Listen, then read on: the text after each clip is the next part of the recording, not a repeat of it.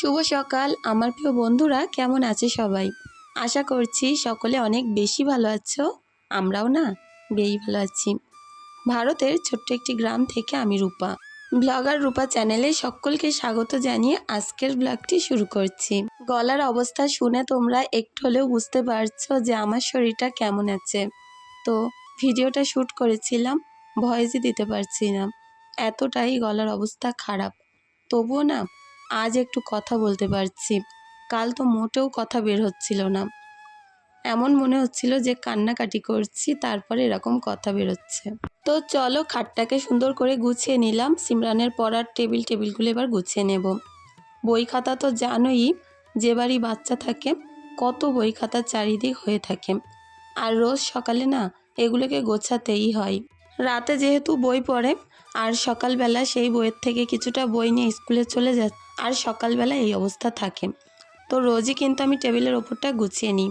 আগে তো আরও অবস্থা খারাপ থাকতো, তো আমি বলেছিলাম যেগুলো সপ্তাহে 1-2 দিন দরকার পড়ে ওগুলো টেবিলের মধ্যেই রাখতে। আর আমি এখানে একটা পুরনো খাতার মধ্যে ভালো খাতা পেলাম। তো ঈশার যেহেতু খাতা শেষ হয়ে গেছে, রাতে আমি ওকে অনেক লেখা দিতে পারিনি, খাতা শেষ হয়ে গেছিলো বলে। ওই কারণে সকালে খাতাটা পাওয়া মাত্রই মনটা আমার ভালো হয়ে গেল। তো ওর মধ্যে লেখা টেখাগুলো দিলাম, ও করতে লাগুক। তো বাচ্চা কাচ্চার জিনিসপত্র কি বলবো, স্কুলে এত পরিমাণে খাতা দিচ্ছে আর খাতাগুলো হারিয়ে বাড়িতে আসছে, আর সে খাতাগুলো না আর পায়ও না। তো যে বাচ্চার ব্যাগে চলে যায় আর না সেগুলো ফেরত পায় না। আমিও এমন হয়েছে, ঈশার ব্যাগে কিন্তু অনেকবার খাতা পেয়েছি, অন্যের খাতা অফিস রুমে আমি জমা দিয়ে দিয়েছি, কিন্তু আমার মেয়ের খাতা হারিয়ে গেলে আমি আর পাই না। তো যাই হোক, আবার 2-3টে খাতা আমার কিনতে হবে, তা না হয় কাজ করাতে আবার অনেক অসুবিধা হবে। এখন পাশের ঘরে চলে আসলাম। রাতে এতটাই জ্বর ছিল, এত জ্বর ছিল যে একটা কাঁথা 2টো ব্ল্যাঙ্কেট গায়ে দিয়েও না আমার প্রচুর ঠান্ডা লাগছিল। জানি না হঠাৎ করে কিভাবে এত জ্বর চলে আসলো।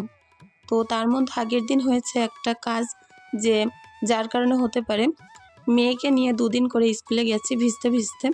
মেয়ের তো রেনকোট পরা থাকে, আমার তো কিছু পরা থাকে না।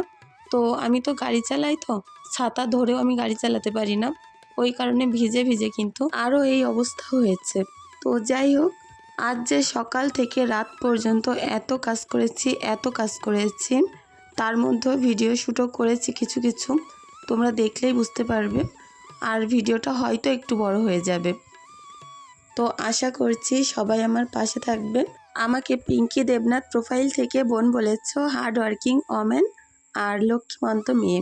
অনেক ভালোবাসা রইল গো, আমাকে যে এতটা ভালোবাসা তোমরা দাও।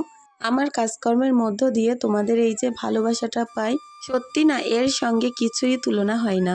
অনেক ভালো থেকো বোন।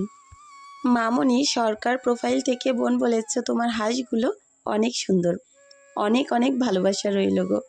ফাহিম প্রো 98 প্রোফাইল থেকে বোন বলেছ, আপনি মানি প্লান্ট লাগাতে পারেন। তো অনেক ভালো লাগলো, সুন্দর সুন্দর টিপস দিচ্ছ তোমরা, ভালো থেকো। লুৎফুন নাহার প্রোফাইল থেকে বোন বলেছ, তোমার বাড়ির পাশে আমার একটা বাড়ি বানিয়ে দাও, আর তোমার মতো রান্নাঘর বানাতে চাই। তো সত্যি না অনেক ভালো লাগে যখন আমার এই গ্রামের ছোট্ট বাড়ি তোমাদের যে এত ভালো লাগে। রোজি দাইজি প্রোফাইল থেকে বোনকেও জানাই অনেক অনেক আন্তরিক ভালোবাসা, এইভাবেই পাশে থেকো। শিল্পীস ক্রিয়েটেশন প্রোফাইল থেকে বোন বলেছ, আপু তোমার ভিডিও আমার অনেক ভালো লাগে, অনেক অনেক ভালোবাসা রইল। গ্রামের বাড়ি মারুফা প্রোফাইল থেকে বোন বলেছ, তোমার ভিডিও আপু আমার অনেক ভালো লাগে, আর তোমার শরীর এখন কেমন আছে? তো শরীর তো একটু অসুস্থ আছেই, তো ঠিক হয়ে যাবে তোমাদের দুয়াই ভালোবাসায়। আর তুমি এটা বলেছ আমার সাথে যোগাযোগ কিভাবে করবে। আমার চ্যানেলের নিচে দেখো ফেসবুক লিংক আছে, ওখানে ক্লিক করে ফেসবুকে কিন্তু আমার সাথে কন্ট্যাক্ট করতে পারো। খাঁটি মধু প্রোফাইল থেকে বোন আমাকে বলেছ, আপু তোমার জন্য অনেক দোয়া রইল, অনেক অনেক ভালোবাসা রইল গো, এইভাবে পাশে থাকার জন্য। আমাকে আরেক বোন কমেন্ট করেছ, আপু আমার নাম মৌসুমি, এর পরের ভিডিওতে অবশ্যই আমার নামটা নিও, আমি তোমার রোজকার ভিডিও দেখি। অনেক ভালো লাগলো, নতুন কমেন্ট করলে। ভালো থেকো, আর অবশ্যই মৌসুমি এইভাবেই পাশে থেকো। নাদিয়া বোন আমাকে কমেন্ট করেছ, রোজ তোমার ভিডিও দেখি কিন্তু কমেন্ট করা হয় না, আজ কমেন্ট করলাম, ভালো থেকো আর সুন্দর সুন্দর ভিডিও দেবে। অবশ্যই গো, তোমরা এইভাবে আমার পাশে থেকো, আমিও চেষ্টা করব তোমাদের মন মতো ভিডিও দিতে। ভালো থেকো। অর্পিতা দে জয়ী প্রোফাইল থেকে বোনকে জানায় অনেক অনেক ভালোবাসা, এইভাবেই পাশে থেকো। ইসলামিক ক্লিপ প্রোফাইল থেকেও বোনকে জানায় অনেক অনেক ভালোবাসা। অনুপমা মিত্রা প্রোফাইল থেকে বোনকে জানায় অনেক অনেক ভালোবাসা, এইভাবেই পাশে থেকো। আর বোন বলেছ খাট গোছানো অনেক ভালো হয়েছে। থ্যাংক ইউ গো, আমার কাজকর্ম তোমাদের যে এত ভালো লাগে। বাক্কার মালিতা প্রোফাইল থেকে বোন বলেছ আপু তোমার কাজকর্ম অনেক সুন্দর, আর বারান্দা গোছানো অনেক সুন্দর হয়েছে। তো যাই হোক, বোনকে জানায় অনেক অনেক ভালোবাসা। আর পুকুরটা কোন সাইডে দেখিয়ে দিতে বলেছ, অবশ্যই সময় করে দেখিয়ে দেব। দেখো এক ব্যাগ আমি কুমড়ো শাক কেটেছি। তো প্রচুর কুমড়ো গাছ হয়েছে আমাদের বাড়িতে, আজাবা বলতে পারো। আর বাড়ির জন্য অল্প রেখেছি। আর এখানে ডুমুর পেরেছি গাছ থেকে। আজ কিন্তু ডুমুর চিংড়ি হবে, আর তার সঙ্গে এই যে শাক আর চিংড়ি মাছ হবে। তার সঙ্গে হাজব্যান্ড আবার নিয়েছে একদম ছোট্ট ছোট্ট তেলাপিয়া মাছ, ওগুলো ঝাল করতে বলেছে। এত শাক কেন পারলাম সেটাই তো বলা হলো না। আমি যেহেতু ঈশাকে নিয়ে স্কুলে যাই, ওখানে কিন্তু আমার প্রায় 10 থেকে 12টা মতো বান্ধবী হয়ে গেছে। তো তারা না বাড়ি থেকে অনেক কিছু করে আনে, খাবার দাবার, আবার আমিও করে নিয়ে যাই। তো সবাই বলছিল যে কুমড়ো শাক নিয়ে এসে দিতে। তো আমি বলছিলাম ঠিক আছে, আমার যেহেতু প্রচুর কুমড়ো গাছ আছে, সবার জন্য নিয়ে যাব। তো বলতে পারো প্রচুর শাক কেটে সেগুলোকে সুন্দর করে ধুয়ে হাজব্যান্ড কিন্তু আবার তাড়ি তাড়ি বেঁধে দিয়েছে। তো সবাইকে একটা একটা করে দিয়ে দেব, আর যদি না কুলায় পরের দিন আবারও খানিকটা কেটে নিয়ে যাব। তো যাই হোক, আমি এর মধ্যে রান্নাঘরটাও পরিষ্কার করলাম। আর রোজ না রান্নাঘর পরিষ্কার করলে এতগুলো করে নোংরা বার হয়। ঢালাইয়ের ঘর মানে বুঝতেই পারছো কত ধুলো হয়। তো এর ওপরে ম্যাট পেতে দিলে এতটাও না ধুলো হতো না। তো আমি ওই পেপার টেপারগুলো উনানের ভিতরে দিলাম। আমি পেপার না একটাও বাইরে ফেলি না, সবটা উনানের ভিতরে ফেলি। এতে করে কি হয়, যখন জাল ধরায় খুব তাড়াতাড়ি উনানটা ধরে যায়, আর পেপারগুলো চারিদিকে ছড়িয়ে ছিটিয়ে থাকে না। পেপার জিনিস কিন্তু চারিদিকে ছড়িয়ে ছিটিয়ে থাকলে পরিবেশ এটা দূষণ হয়ই, আর তার সঙ্গে দেখতেও খারাপ লাগে। শাইন সুলতানা রিতা প্রোফাইল থেকে বোনকে জানায় আমার আন্তরিক অনেক অনেক ভালোবাসা, এইভাবে বোনের মতো পাশে থাকার জন্য। আর বোন বলেছে অসম্ভব সুন্দর হয়েছে গোছানোটা, অনেক অনেক ভালোবাসা রইল, ভালো থেকো। সফিউর রহমান প্রোফাইল থেকে বোনকেও জানায় অনেক ভালোবাসা, এইভাবে সবসময় পাশে থাকার জন্য। আমিও তোমার পাশে আছি, আর এইভাবেই কাজ করো, এগিয়ে যাও। রাজমিন বোন আমাকে অনেক সুন্দর একটা কমেন্ট করেছ। বোন বলেছ ভারতের ছোট্ট একটি রাজ্য আসাম থেকে আমি বলছি, তোমার কপি করার চেষ্টা করলাম, কেমন হয়েছে জানিও। অনেক সুন্দর হয়েছে, আর ভালো লাগলো। তো এই যে কপি করার কথাটা তুমি বললে না, অনেকেই কিন্তু আমার এই কথাটা কপি করে। তো আমার শুনতেও খুব ভালো লাগে। অনেক ব্লগ চ্যানেল আছে আমি দেখেছি, যারা আর কি ছোট ছোট চ্যানেল, তো আমার ভিডিও তারাও দেখে। তো তারাও কিন্তু প্রথমে এইভাবেই কথাগুলো বলে।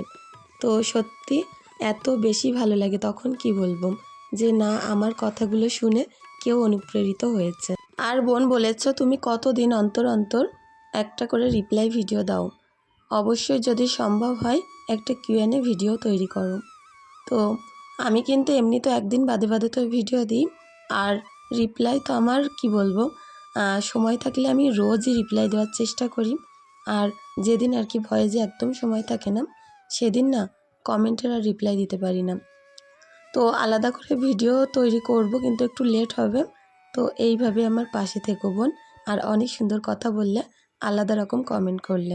এদিকে সকাল সকাল কাজকর্ম সেরে কিন্তু রান্নাটাও বসিয়েছি, কারণ আমার যে প্রত্যেক দিন মেয়েকে নিয়ে স্কুলে যেতে হয়, আর এই এতটা তাড়াতাড়ি করে আমার কাজকর্ম ভিডিও শ্যুট রান্না বান্না করতে হয়, তোমাদের আর বলে বোঝাতে পারবো না।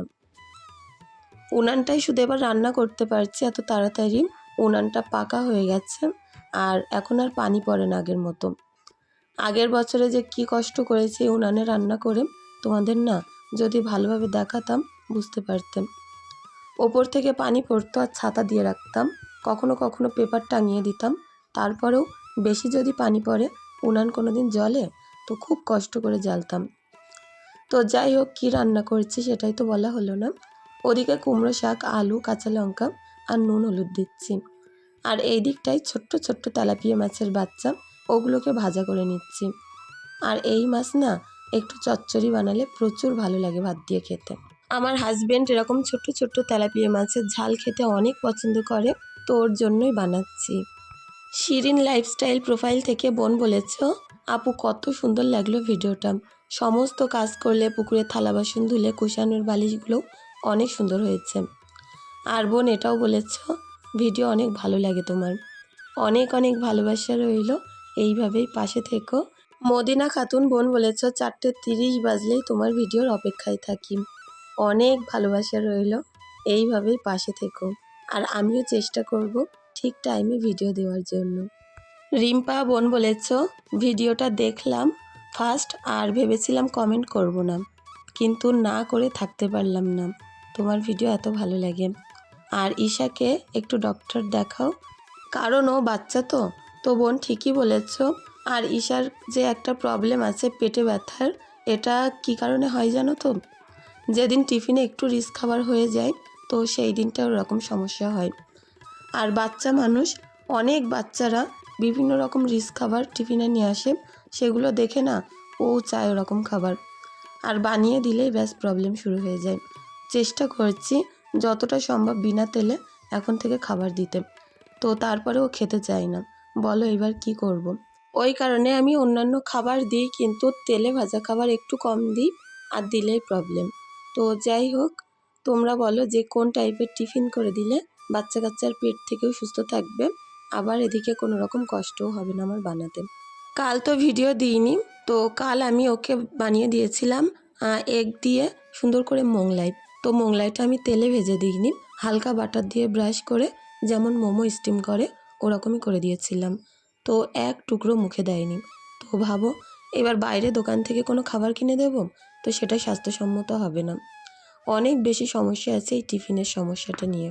ওদিকে আমি শাকটার মধ্যে অল্প চিংড়ি মাছ দিয়ে দিয়েছি, আর এদিকে মাছের কষাটা করে নিয়ে ঝোল দিয়ে দিচ্ছি।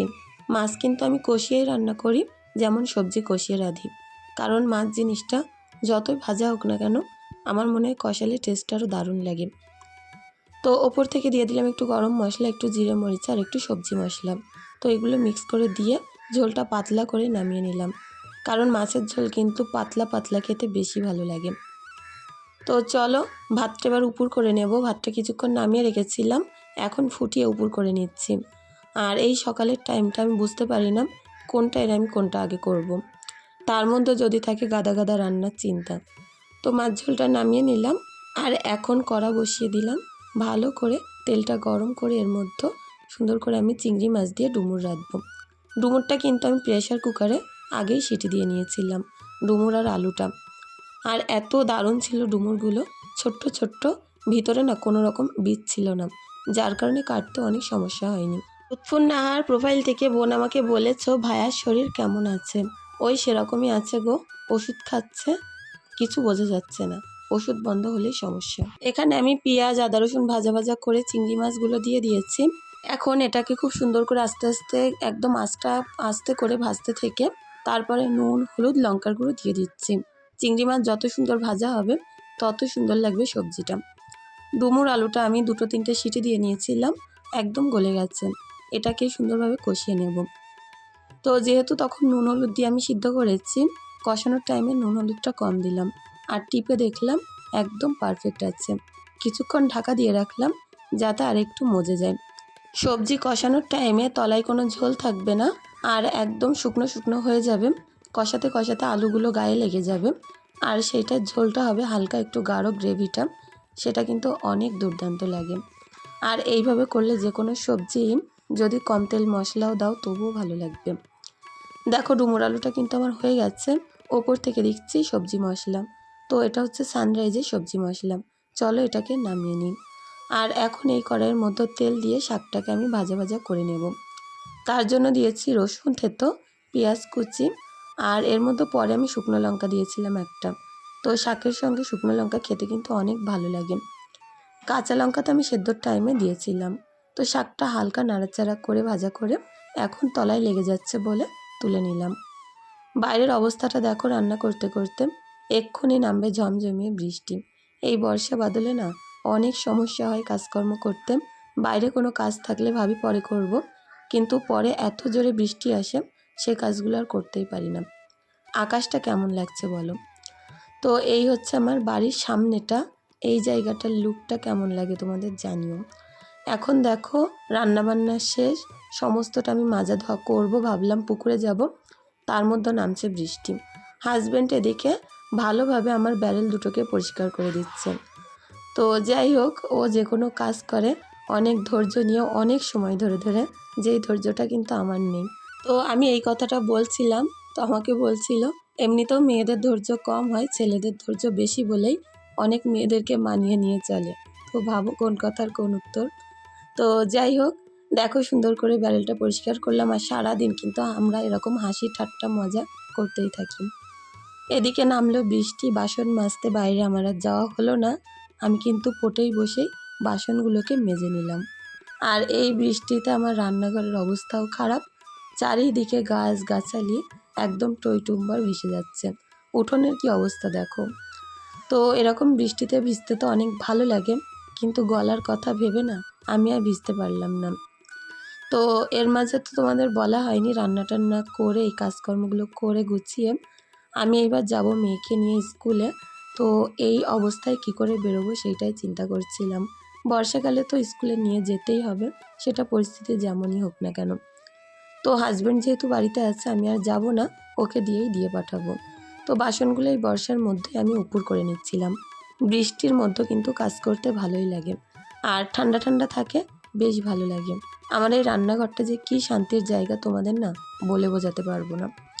এখান থেকে প্রকৃতির সুন্দর দৃশ্য নেওয়া যায়, তার সঙ্গে একটা বদ্ধ জায়গার থেকে ফাঁকা জায়গায় কাজ করতে কতটা ভালো লাগে। তো চলো, এখন চলে এসেছি বিকালবেলা। তো সকালবেলা আমি ভেবেছিলাম রান্না টান্না করে ঝাড়ু দেব, সময়ও ছিল না আর বৃষ্টি এসে গেছিলো। এখন সামনে টামনেগুলো পরিষ্কার করে দেব। সামনে এই যে ছোট্ট ছোট্ট গাছ লাগিয়েছি, প্রত্যেকটাই ফুল হয়েছে আর পাতাগুলো ঝরে ঝরে পড়ছে। তো ওগুলোকেই পরিষ্কার করছিলাম। আর প্রত্যেকটা ফুল গাছের মাঝখান দিয়ে ঢ্যাঁড়স গাছ লাগানো আছে। ওগুলো কদিন পরে কিন্তু গাছগুলো বড় হলে তোমরা দেখতে পাবে। তো ভাবছিলাম যতটা আর কি গোড়াটা পরিষ্কার করে রাখা যায়। দেখো আমার হাঁসগুলো বাড়িতে চলে এসছে খাবে বলে। সন্ধ্যের টাইম না, এখন খাইয়ে ওদেরকে তুলে দিতে হবে। প্রত্যেকটা গাছে কি দারুণ ফুল এসেছে কি বলবো। দেখো আমার বাড়ির সামনেটা কিন্তু এরকম। আর তোমরা বলছিলে না পুকুরটা কোন পাশে, ওই মাথায় দেখো পুকুর, যেদিকে হাঁস চলে যাচ্ছে। তো এই হচ্ছে সামনে, আর পেছন দিকটাই, ওই দিকটাই হচ্ছে আমার পুকুর। আর এই হচ্ছে আমাদের সরু লম্বা রাস্তা, গ্রামের রাস্তা। তো চলো এখন গাছগুলোকে দেখাই। কোনো কোনো জায়গায় আছে এই যে ছোট্ট ছোট্ট যে পাতা দেখা যাচ্ছে, ওটা হচ্ছে থানকুড়ি গাছ। বিভিন্ন রকম ফুলের গাছ, এটা ওটা গাছ বাড়িতে পুরো ভর্তি করে দিয়েছি। আর এগুলো সবটাই আনে আমার মেয়ে বেশিরভাগ। তো আমার জায়ের মেয়ে আর আমার মেয়ে গাছ অনেক ভালোবাসে, আর ওরা কিন্তু অনেক গাছ এনে দেয়।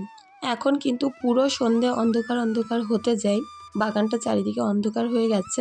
তোমরা অনেকেই বলো তোমার বাড়ির আশেপাশে এত জঙ্গল, বাড়ি আছে? এই পেছন দিকটাই নেই, কিন্তু সামনের দিকে পুরো পাড়া বলতে পারো, একদম গিজগিজে পাড়া। শুধু আমার এই বাড়িটা একটু হালকা সাইডে, তাছাড়া একদম আমরা পুরো পাড়ার মধ্যে বাস করি। তো চলো এখন কাঁচা ধোয়া কমপ্লিট হয়ে গেল, আর ওপরে যাই, যেহেতু সন্ধ্যাবেলা এগুলো ভিতরেই মেলতে হবে। তো আমার আজকের ভিডিওটি কেমন লাগলো কমেন্টে জানিও। চলো আজকের ভিডিওটি এখানেই শেষ করছি। সকলে ভালো থেকো, সুস্থ থেকো।